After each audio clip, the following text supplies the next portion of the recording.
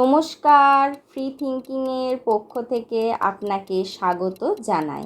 আজকে আমাদের আলোচনার বিষয় হলো রহস্যময় পাহাড় ছবিমুড়া। উত্তর পূর্ব ভারতের বাঙালি রাজ্য ত্রিপুরা, আর সেখানেই রয়েছে এক রহস্যময় পাহাড়, ছবির পাহাড়, স্থানীয় ভাষায় যার নাম ছবিমুড়া। গোটা পাহাড়টি পাথরে খোদাই করা অজস্র দেবদেবীর ভাস্কর্য আছে। কারো মতে এর সৃষ্টি পঞ্চদশ-ষোড়শ শতকে, আবার কারোর দাবি অষ্টম শতাব্দীতে শুরু হয়েছিল এই খোদাইয়ের কাজ। দুপাশে ঘন সবুজ রেন ফরেস্টে ঢাকা পাহাড় চিরে বইছে গোমতী নদী। প্রায় 90 ডিগ্রি খাড়া উঠে গিয়েছে পাথর সারি। নৌকায় যেতে যেতে দেখতে হয় তার গায়ে সৃষ্ট ভাস্কর্য। তাদের সৃষ্টিকর্তা কারা জানা যায় না, তবে বর্তমানে উপযুক্ত রক্ষণাবেক্ষণের অভাবে ক্রমশ নষ্ট হচ্ছে এই ভাস্কর্যগুলি। গোমতী জেলার অমরপুর থেকে 12 কিলোমিটার দূরে রাজকং গ্রামে গোমতী নদীর পাড় বরাবর এই দেউড়ামুড়া পাহাড়। আশেপাশে বসবাস করেন জামাতিয়া উপজাতির মানুষ।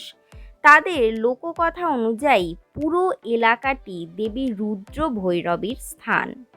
জামাতিয়াদের রাজা ছিলেন চিচিংফা। তার ঠাকুরদার বাবার আমলে তৈরি হয় এই ভাস্কর্য।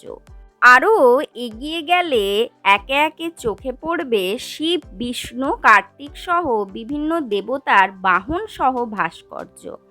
রয়েছে পালকি চেপে কোনো মহিলা বা রানীর যাওয়ার দৃশ্য। সময়ের ছাপে যদিও সব কিছুই এখন অস্পষ্ট, তবে এখানকার সবচেয়ে আকর্ষণীয় ভাস্কর্যটি হলো জামাতিয়াদের দেবী চাকরুক মা। এক ঝলক দেখলে মনে হবে চেনা মহিষাসুর মর্দিনী, কিন্তু দেবীর 10 হাত, 9 হাতে অস্ত্র, একদম নিচের বাম হাতে অসুরের চুলের মুঠি, নিচের ডান হাতে ত্রিশূল অসুরের বুকে বিদ্ধ, পায়ের কাছে দুটি প্রাণীর ক্ষয়ে যাওয়া আদল, দেবীর মাথায় চুলের বদলে এরপরও আরও একটি বিষয় খুব আকর্ষণীয়, যেটি হলো গুহামুখ। লোককথা অনুযায়ী সেখানেই রাজা চিচিংফা সব সম্পত্তি লুকিয়ে রেখেছেন।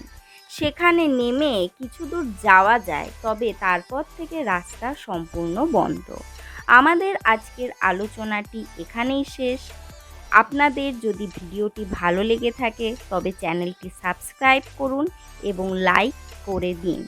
পরবর্তী বিষয় সম্বন্ধে আরও জানতে হলে আমাদের ভিডিওগুলি দেখতে থাকুন। ধন্যবাদ।